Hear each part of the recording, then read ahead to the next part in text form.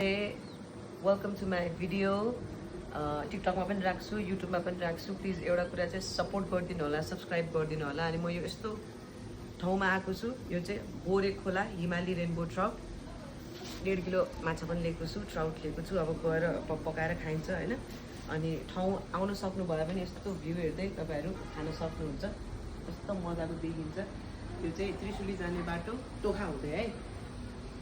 view हेर्नुहोस् guys view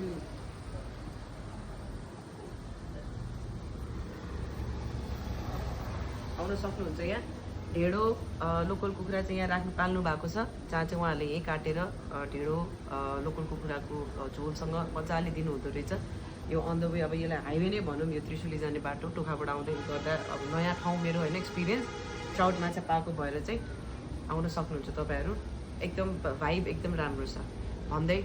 thank you do support my channel do support my video in TikTok त्यही भन्न चाहन्छु do comment तपाईँहरू आउनु भएको छ खानु भएको छ भने कमेन्ट पनि गर्नुहोला र ठाउँ भन्नुहुन्छ भने यो टोखाकोबाट त्रिशुली जाने बाटो भनौँ न हामी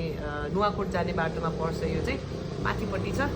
बोरे खोला हिमाली रेनबो ट्राउट सर्च पनि गर्न सक्नुहुन्छ